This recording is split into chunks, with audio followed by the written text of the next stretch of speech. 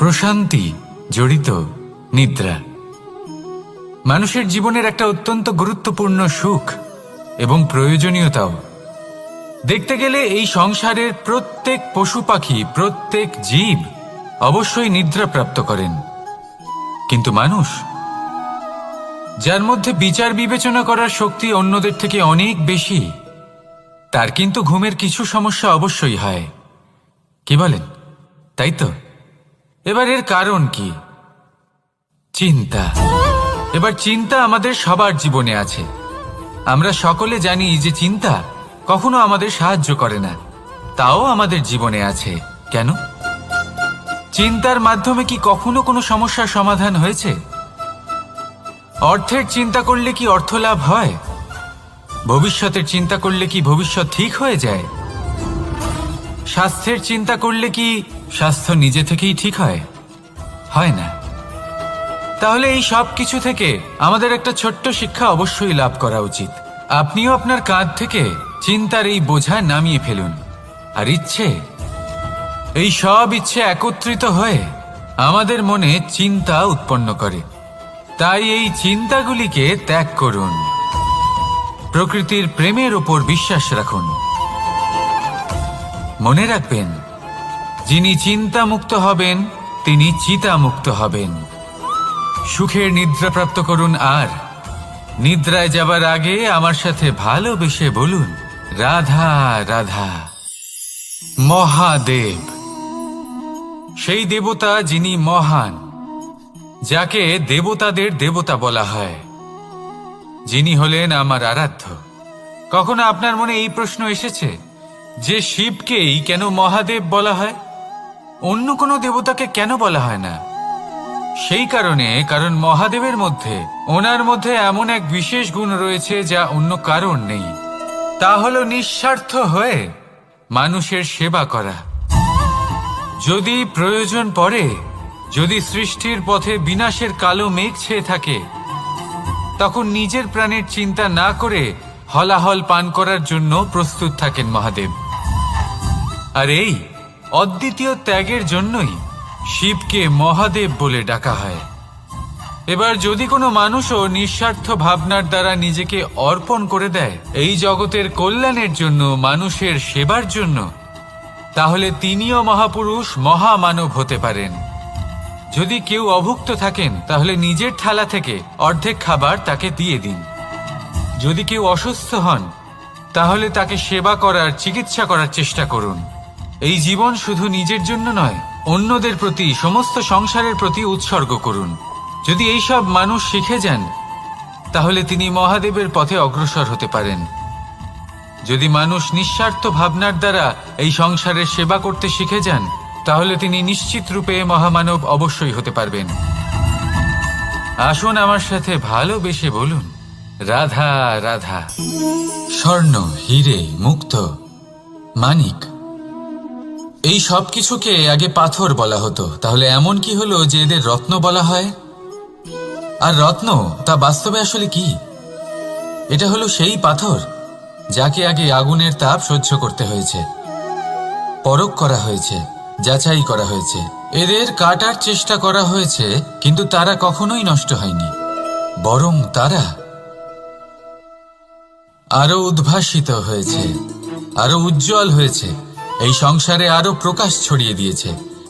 সেই জন্য এরা হলো এত অমূল্য, সেই জন্য এরা হলো বহুমূল্য, সেই জন্য এদের রত্ন বলা হয়। এবার মানুষের কাছেও এই নির্বাচনের অধিকার রয়েছে যে আমরা শুধু পাথর হয়ে থাকব নাকি রত্ন হয়ে থাকব। কিভাবে? আমাদের জীবনেও অনেক সমস্যা রয়েছে, বাধা আছে, বিপত্তি আছে। আমরা সেই বাধার তাপে উত্তপ্ত হই, এই সমস্যা আমাদের কাটার চেষ্টা করে। অনেক মানুষ বিভিন্ন পরিস্থিতি আমাদের ভাঙার চেষ্টা করে, কিন্তু আমাদের নষ্ট হলে চলবে না। যেভাবে এই রত্ন সমস্যার সম্মুখীন হয়ে পাথর থেকে রত্ন হয়েছে, সেইভাবেই আমাদেরও আমাদের সমস্যার সম্মুখীন হয়ে রত্ন হয়ে উঠতে হবে, এই সংসারে প্রকাশের স্রোত হয়ে উঠতে হবে। তাহলে এটাই করুন, আর আমার সাথে ভালোবেসে বলুন, রাধা রাধা। সংসারে সব থেকে বড় শক্তি আসলে কি? কেউ বলবেন শারীরিক শক্তি, কেউ বলবেন অস্ত্রের শক্তি, কেউ বলবেন জ্ঞানের শক্তি।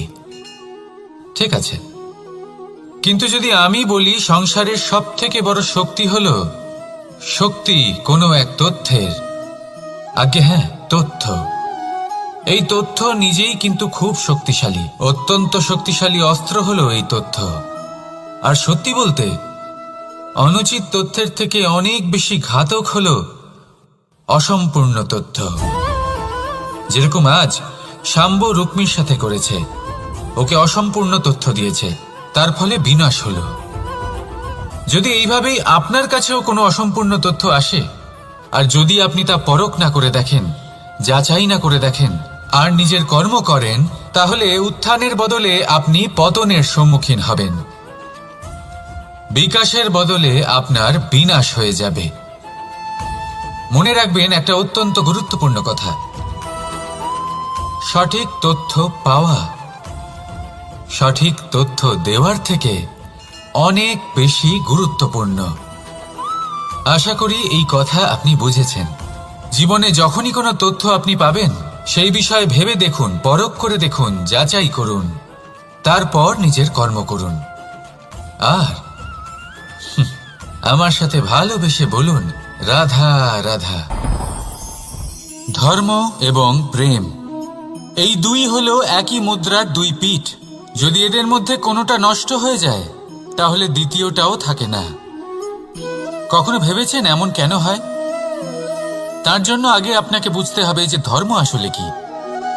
ধর্ম সেটাই যা এই সংসারের প্রত্যেক মানুষকে একে অপরের সাথে সুখ এবং শান্তিতে থাকতে প্রেরণা যোগায়।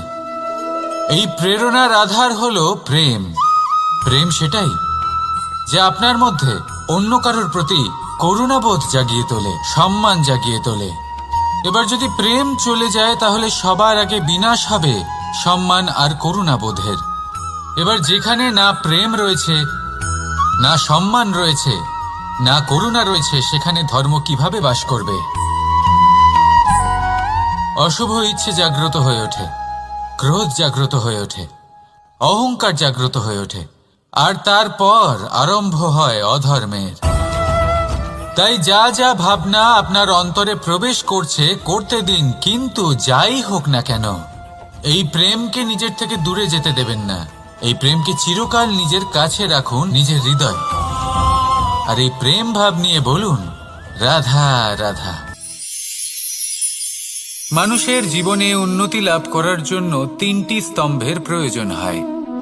প্রথম স্তম্ভ শিক্ষা। এই শিক্ষা আমাদের জ্ঞান প্রদান করে। দ্বিতীয় স্তম্ভ ব্যবসা, যার দ্বারা আমরা ধন উপার্জন করি। তৃতীয় স্তম্ভ হলো আমাদের ঈশ্বর, আমাদের ইষ্ট। এনার সাথে যদি আমরা জুড়ে থাকতে পারি, তাহলে এমন একটা মানসিক বল আপনি লাভ করবেন যেটা এই সংসারে আর কোথাও পাওয়া সম্ভব নয়। কিন্তু মানুষ অনেক সময় জীবনে এই তিনটি স্তম্ভ লাভ করা সত্ত্বেও সামনে অগ্রসর হতে পারেন না। তখনও জীবনে কঠিন পরিস্থিতি আসতেই থাকে। এমনটা ঠিক কেন হয়? কারণ সে জীবনে এই তিনটি স্তম্ভ লাভ করে নেয়, জীবনে প্রয়োগও করে, কিন্তু তার ভিতের কথা সে ভুলেই যায়। যেমন প্রথম স্তম্ভ অর্থাৎ শিক্ষা। এই শিক্ষার আধার হলো শুভ চেতনা। যদি অন্তরে শুভ চেতনা না থাকে, তাহলে এই শিক্ষার কোনো গুরুত্ব থাকে না। দ্বিতীয় স্তম্ভ ব্যবসা। পরিশ্রম করে উপার্জন করতে হবে, এই কথাটা আমরা সবাই জানি এবং সবাই চেষ্টাও করি। কিন্তু ব্যবসা করতে করতে আমরা এটা ভুলে যাই আমাদের ব্যবহার কেমন হয়ে পড়েছে। এই ব্যবহার যদি শুভ হয়, তাহলে আমাদের উপার্জন আস্তে আস্তে একটা স্থির জায়গায় এসে পৌঁছবে। এবং তৃতীয় স্তম্ভ আমাদের ভগবান। যদি ওনার শরণে আপনি যেতে চান, তাহলে তার পূর্বে নিজের মা বাবাকে সেবা করুন, তাদের যত্ন করুন, তাদেরকে ভালোবাসুন, কারণ ওনারাই হলেন এই সংসারে আপনার সব থেকে বড় ইষ্ট। তাহলে তিন স্তম্ভের সাথে সাথে তাদের আধারকেও নিজের জীবনে প্রাধান্য দিন। কোনো সমস্যা আসবে না, জীবনে একের পর এক উন্নতি করবেন এবং এই মন প্রসন্ন হয়ে বলবে, রাধা রাধা। সুখ, দুঃখ এবং শক্তি, এই তিন হলো এই সংসারের ত্রিদেবের মতো। আমাদের জীবনে যা কিছু ঘটছে এই তিনটির ভিত্তির উপরেই হচ্ছে। আসলে এই সংসারের একটা নিয়ম আছে, যখনই আপনি কিছু লাভ করেন এই সংসার আপনার পরীক্ষা নেয়। এটা জানার জন্য আপনার পরীক্ষা নেয় যে আপনি যা কিছুই লাভ করেছেন আপনি কি আদৌ সেটার যোগ্য কিনা। ঠিক সেইভাবেই এই সুখ, দুঃখ এবং শক্তি আপনার পরীক্ষা নিয়ে থাকে। যখন সুখ আসে তখন সে আপনার পরীক্ষা নেয় যে আপনার মধ্যে অহংবোধ জাগ্রত হয়নি তো। যদি অহংবোধ চলে আসে তাহলে সুখ সেখানেই সঙ্গ ত্যাগ করে। দুঃখ আপনার ধৈর্যের পরীক্ষা নিতে থাকে, আর যদি আপনার মধ্যে ধৈর্য না থাকে তাহলে এটা আপনাকে আরো বেশি দুঃখের গভীর অন্ধকারে ঠেলে দেবে। সেখানে শক্তি পরীক্ষা নেয় আপনার বিনম্রতার। যদি আপনি বিনম্র না হন তাহলে হয় এই শক্তি আপনার সঙ্গ ত্যাগ করবে, নয় এই শক্তি বিনম্রতার অভাবে আপনার পতনের কারণ হতে পারে। এই সংসারে যে কোনো ব্যক্তি যিনি এই পরীক্ষায় উত্তীর্ণ হয়ে থাকেন এই জীবনে তিনি সাফল্য লাভ করেন। আসুন আমার সাথে ভালোবেসে বলুন, রাধা রাধা। ভয়ের সাথে আমরা সবাই পরিচিত, কষ্টও আমরা সবাই পেয়েছি। কখনো কখনো আমরা অসুস্থ হয়ে পড়ি, আর এমন সময় হলে মাতার মমতা, কখনো বাবার স্নেহ, কখনো বন্ধুদের পাশে থাকার অনুভূতি আমাদের রোগ নিরাময়ে সাহায্য করে। কখনো যদি আমরা নিরাশ হয়ে পড়ি, তখন যদি আমাদের কোনো আপনজন আমাদের দুটো ভালো কথা বলে তখন আমাদের মনোবল বেড়ে যায়। ঠিক তেমন সংসারের এই রঙ্গমঞ্চে যদি আপনি পীড়িত অনুভব করেন, কিছু শুভ কথা আলোচনা করুন, কিছু স্তুতি গান করুন, কিছু মুহূর্তের জন্য হলেও নিজের ইষ্টদেবের কথা স্মরণ করুন আর প্রার্থনা করুন। সাহস বাড়বে, শক্তিও বৃদ্ধি পাবে এবং সামনে এগিয়ে চলার পথও দেখতে পাবেন। তখন এই মন প্রসন্ন হয়ে বলবে, রাধা রাধা। এই সংসারে কখনো কোনো ব্যক্তিকে তার বাইরের পোশাক দেখে বিচার করার চেষ্টা করবেন না, এটা খুব বড় ভুল করবেন। যেমন আমরা জীবনে অনেক সময় এমন করি, ধরুন কোথাও একটা গাছ দেখলাম, খুব বিশাল আকারের একটা গাছ, যেটা মাটির থেকে অনেক উঁচুতে পৌঁছে গেছে, যার বিশাল শাখা আছে। সেগুলো দেখে আমরা ভাবি যে এই গাছে হয়তো কত সুস্বাদু ফল আছে, আমরা সেই গাছের পরিচর্যা করতে থাকি। আবার অন্যদিকে হলো একটি তৃণ, যেটা মাটি থেকে কিছুটা উঁচুতে পৌঁছেছে, কিন্তু সেই তৃণর নিচে, মাটির নিচে অত্যন্ত সুস্বাদু ফল বা সবজি জন্ম নেয়, যা আমাদের স্বাস্থ্যের পক্ষে অত্যন্ত উপকারী। সেই জন্য কখনো আবরণ দেখে কাউকে বিচার করতে চেষ্টা করবেন না। তার বদলে এটা বোঝার চেষ্টা করুন যে আপনার সামনে যে ব্যক্তি আছে বা বস্তু আছে তার বিশেষত্ব কি। যদি এই বিশেষত্ব বোঝার ক্ষমতা আপনি অর্জন করেন, যদি এই শিল্প আপনি নিজের ভেতরে জাগ্রত করেন, তাহলে এই সংসারে বিশেষত্ব কি সেটা আপনি জানতে পারবেন। আর এই সমস্ত খেলা দৃষ্টি থেকে নয়, দৃষ্টিভঙ্গি থেকে জন্ম নেয়।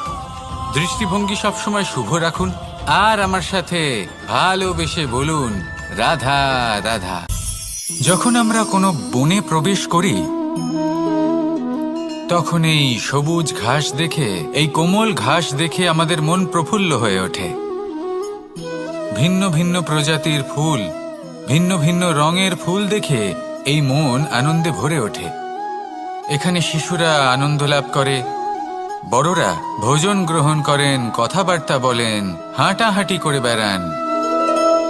এবার ভেবে দেখুন, যখন এই উপবনের নির্মাণ হয়েছিল সেই সময় যদি এই মাটিকে সঠিকভাবে খনন না করা হতো, যদি তাতে সঠিকভাবে বীজ রোপণ না করা হতো, যদি কোনো সংঘর্ষ না হতো, পরিশ্রম না করা হতো, যদি চলতে চলতে পায়ে কাঁটা না বিঁধে যেত, তাহলে এই সুন্দর বন দেখে আমরা কি এই আনন্দ লাভ করতে পারতাম? কখনোই নয়। ধরুন কোনো নদীর তটে সুন্দর একটি বন আছে, সেই বনের আনন্দ লাভ করতে গেলে আপনাকে সেই নদী পার করতেই হবে। যদি সুখের নদীর কাছে পৌঁছতে চান তাহলে তটে যে কাঁটা রয়েছে সেগুলোর সাথে সংঘর্ষ করতেই হবে। এই সংসারে যদি আপনি সুখ লাভ করতে চান তাহলে সুখ লাভের এই যাত্রা শুরু করতে হবে সংঘর্ষ দ্বারা। তাহলে সংঘর্ষকে স্বাগত জানান, এর পেছনেই সুখ রয়েছে যা আপনার জন্য অপেক্ষা করছে। এবার হাসুন আর আমার সাথে ভালোবেসে বলুন, রাধা রাধা। সংসারে আমাদের জীবনের সবথেকে বড় দোষ কি আপনি জানেন? কেউ বলবেন লোভ, কেউ বলবেন লালসা, কেউ বলবেন অসত্য। দেখুন, দুঃখের মূল কারণ হলো পরিশ্রম না করা। কিছু মানুষ ভাবেন যে আমি জীবনে কোনো পরিশ্রম করব না, অথচ আমি সবকিছু প্রাপ্ত করতে চাই। আর এমন এক কারণের জন্যই দূতের মতো খেলা আমাদের জীবনে প্রবেশ করার সুযোগ পায়। দূত, এই দূত আসলে কি? দূত অর্থাৎ কোনো পরিশ্রম ছাড়াই অন্য কেউ পরিশ্রম করে যা অর্জন করেছেন, যে সুখ সুবিধা অর্জন করেছেন, তা নিজের জন্য শুধুমাত্র একটা খেলার মাধ্যমে নিজের করে নেবার ইচ্ছে। আর এই ইচ্ছে অত্যন্ত বিনাশকারী হতে পারে। এই ইচ্ছে যদি আপনার বিবেক, আপনার মন, আপনার চেতনা, আপনার ভাবনা প্রবাহিত করে ফেলে, তারপরে আপনি চেষ্টা করতে শুরু করে দেবেন, আর সেইখান থেকেই আপনার পতন শুরু হবে। এই চেষ্টা করবেন যে অন্য কারোর জীবনের সমস্ত ধন, তার সমস্ত জীবন সম্পূর্ণভাবে নিজের করে নেওয়ার। কারণ প্রথমে আশা জাগ্রত হয়, আর এই আশা হতাশায় পরিণত হতে সময় লাগে না। এই হতাশা কুণ্ঠায় পরিণত হতে সময় লাগে না, কুণ্ঠা লোভে পরিণত হতে সময় লাগে না, আর এই লোভ প্রতিশোধ স্পৃহাতে পরিণত হতে সময় লাগে না। আর যখন এই সব কিছু হয়, আপনি দুষ্ট হয়ে যান। আর সবাই জানেন যে প্রত্যেক দুষ্ট ব্যক্তির পতন হলো অবশ্যম্ভাবী। তাই নিজেকে দূতের থেকে দূরে রাখুন আর পরিশ্রমকে নিজের কাছে টেনে নিন। জীবনে আপনার যা যা স্বপ্ন রয়েছে, যা আপনি করতে চান, শুধুই পরিশ্রম দ্বারা অর্জন করুন। তাহলে তাই করুন আর আমার সাথে ভালোবেসে বলুন, রাধা রাধা। জীবনে কিছু শেখা অত্যন্ত গুরুত্বপূর্ণ। এবার কি কি শিখতে হবে সেই সব শেখানোর জন্য অনেক শিক্ষক রয়েছেন, কিন্তু কি শিখবেন না আর কি করবেন না, এটা আমাদের নিজের অভিজ্ঞতা দিয়েই শিখতে হয়। কিন্তু তার মানে এটা নয় যে যদি আপনাকে শিখতে হয় যে আগুনের তাপ কতটা, আপনাকে আগুনের মধ্যে হাত দিতে হবে। না, অন্য কারোর অভিজ্ঞতা দ্বারাও শিখতে পারেন। প্রশ্ন শুধুমাত্র একটাই যে আপনি কি শিখতে চান নাকি চান না। যদি আপনি এটাই ভাবেন যে আমি শুধুই নিজের অভিজ্ঞতা দ্বারাই শিখতে চাই, তাহলে জীবনকাল ছোট মনে হবে, অনেক কিছুই শিখতে পারবেন না। তাই নিজের সাথে সাথে বড়দের অভিজ্ঞতার দ্বারাও শেখা শুরু করে দিন। এই সংসারের অভিজ্ঞতা দ্বারা শিখতে শুরু করে দিন। আর এটা নিশ্চিত রূপে শেখা আবশ্যক যে কখন কি করবেন না, কোথায় থামতে হবে আর কোথায় থামবেন না। তাহলে আসুন আর আমার সাথে ভালোবেসে বলুন, রাধা রাধা। ভোজন। এবার ভোজন সংগ্রহ করার জন্য মানুষ কি না করেন, সব সময় চেষ্টা করতে থাকেন। ফসল উৎপাদনের জন্য অনেক পরিশ্রম করতে থাকেন, কিন্তু অনেক সময় অনেক পরিশ্রম করার পরেও ফসল ভালো উৎপাদন হয় না। এর কারণ কি? কারণ হলো এটাই যে আপনি পরিশ্রম হয়তো অনেক করেছেন, কিন্তু আপনার নজর তো সেই বীজের দিকে ছিলই না যা আপনি রোপণ করেছেন। সেই জন্য সব সময় কোনো বীজ রোপণ করার আগে তাকে পরখ করে দেখুন, তা অত্যন্ত আবশ্যক। আর সেইভাবেই যখনই কোনো কর্মের প্রশ্ন আসে, তাহলে সেখানে শুধুমাত্র পরিশ্রম যথেষ্ট নয়। সেই কাজের প্রতি আপনার কর্তব্য কি, আপনার উদ্দেশ্য কি, সেটা জানা হলো অত্যন্ত গুরুত্বপূর্ণ। তাই কর্ম করুন, কিন্তু সেই কর্মের প্রতি আপনার যা উদ্দেশ্য তার মাহাত্ম্য বুঝতে চেষ্টা করুন। তাহলে আসুন আমার সাথে ভালোবেসে বলুন, রাধা রাধা।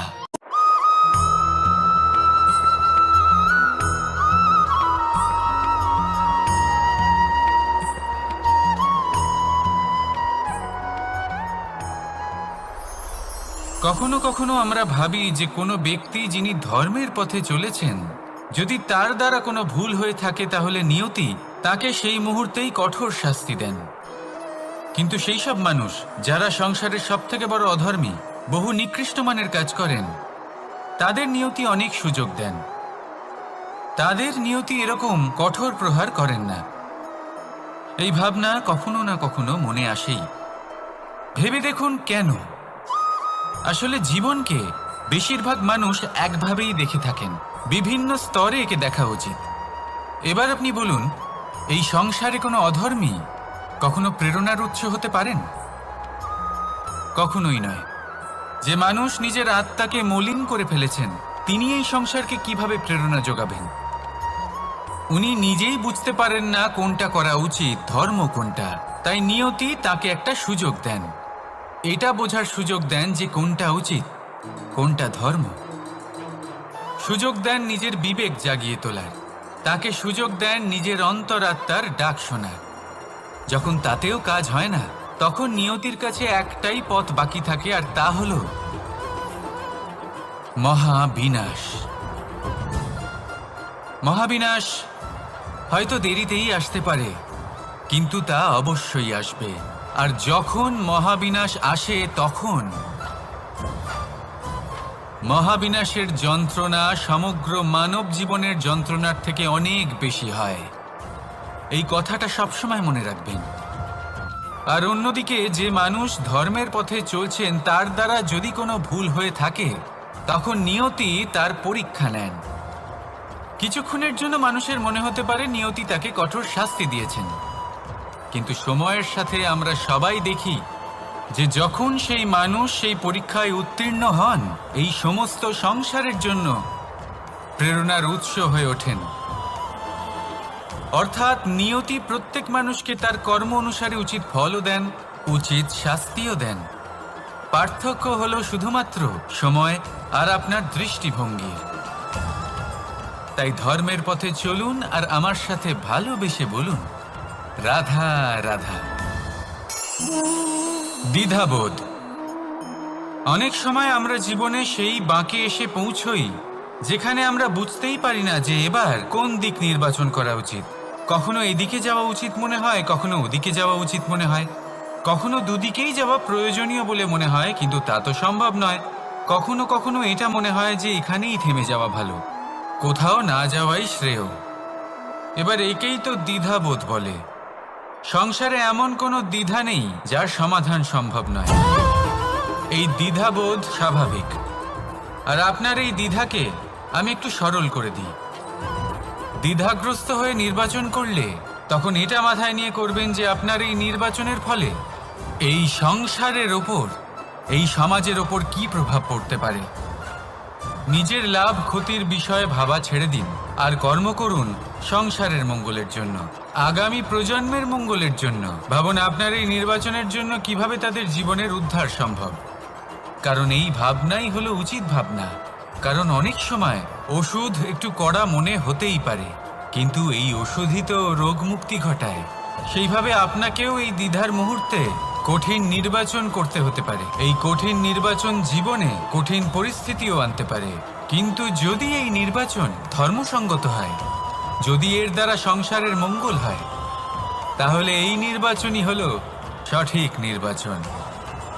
আসুন আমার সাথে ভালোবেসে বলুন, রাধা রাধা। মানুষ নানান ধরনের বাসনা পোষণ করেন, তাদের নানান ইচ্ছে থাকে, অভিলাষা থাকে, নানান কামনা করতে থাকেন, স্বপ্ন দেখেন, প্রার্থনা করেন যেন তা সফল হয়, নিজের সম্পন্নতা কামনা করেন, আর শেষে নিরাশ হয়ে যান কারণ এসব কিছুই পান না। আপনাকে একটা ছোট্ট উদাহরণ দিই। জঙ্গলের রাজা কাকে বলা হয়? সিংহকে। এবার যেহেতু সিংহ বনের রাজা, তাই হরিণ তো তার কাছে এসে এটা বলতে পারে না যে আপনি হলেন বনের রাজা, তাই আপনি আমাকে মেরে ফেলুন, আমাকে খেয়ে ফেলুন আর নিজের ক্ষুধা নিবারণ করুন। এমন তো হয় না। সিংহ যতই বনের রাজা হোক, তাকেও পরিশ্রম অবশ্যই করতে হয়, তবেই তার ক্ষুধা নিবারণ হয়। সেইভাবেই আপনার সমস্ত স্বপ্ন, আপনার সমস্ত ইচ্ছে, আপনার সমস্ত অভিলাষা, সমস্ত আকাঙ্ক্ষা পূরণ হবেই, অবশ্যই হবে, পরিশ্রমের দ্বারা। শুধু ভাবলেই হবে না। তাহলে আপনিও জীবনে পরিশ্রম করুন, নিজের সমস্ত স্বপ্ন পূরণ করুন, আর আমার সাথে ভালোবেসে বলুন, রাধা রাধা। আপনি কি কখনো কোনো উঁচু পর্বতের শিখরে পৌঁছতে পেরেছেন? যদি পৌঁছে থাকেন বা যদি আপনি কোনো উঁচু পর্বতের শিখরে যান, তাহলে ভালো করে দেখবেন, আপনি যত উঁচুতে অগ্রসর হতে থাকবেন, আস্তে আস্তে সমস্ত বনস্পতি বিলুপ্ত হতে থাকে। তারপরে সমস্ত গাছপালা, পশু পাখি সব বিলুপ্ত হতে থাকে। শেষ পর্যন্ত সেই শিখরে থেকে যায় শুধুমাত্র শান্তি, নীরবতা। আমাদের মানুষের সাথেও এটাই হয়। মানুষ যখন আত্মবিকাশের পথে অগ্রসর হতে থাকে এবং নিজের জীবনের শিখরে পৌঁছতে চায়, তখন তার একা থাকা অত্যন্ত প্রয়োজনীয় হয়। আর তাকে তখন ত্যাগ করতে হয় নিজের সুখ স্বাচ্ছন্দ্য, নিজের সম্পত্তি, নিজের সমৃদ্ধি, নিজের সৌন্দর্য। দেখুন, জীবনের শিখরে পৌঁছনো একেবারেই সহজ কাজ নয়। এ হলো অত্যন্ত দুর্গম এক পথ। কিন্তু যদি আপনি সেখানে পৌঁছতে চান, তাহলে আপনাকে ত্যাগের প্রবৃত্তি জাগিয়ে তুলতে হবে। ত্যাগ কি সেটা জানতে হবে, কারণ ত্যাগের ফলেই মনে শান্তি আসে, আর সেই শান্তির ফলে মনে উৎপন্ন হয় প্রেম। আর এই প্রেমই হলো জীবনের অন্তিম লক্ষ্য। তাহলে আসুন আমার সাথে ভালোবেসে বলুন, রাধা রাধা। অধিকার, এটা না কোনো সাধারণ শব্দ, না কোনো ব্যবসা, নিজেই একটা অদ্ভুত ব্যাপার এই অধিকার। স্বয়ং ঈশ্বর মানুষকে জীবন বাঁচার অধিকার দিয়েছেন। কিন্তু যখন কোনো নারীর অধিকারের প্রশ্ন আসে, তখন সেই অধিকারের সাথে কর্তব্য জুড়ে যায়। এবার নারীর অনেক অধিকারের মধ্যে একটা অধিকার হলো নিজের স্বামী নির্বাচন করা। নির্বাচন করা কে হবে তার অর্ধাঙ্গ, এমন একজন ব্যক্তি নির্বাচন করা যিনি নিজের সাথে, নিজের স্ত্রীর সাথে, সমগ্র পরিবারের সাথে এই সমগ্র সমাজের পরিস্থিতিকে উন্নত করতে পারেন।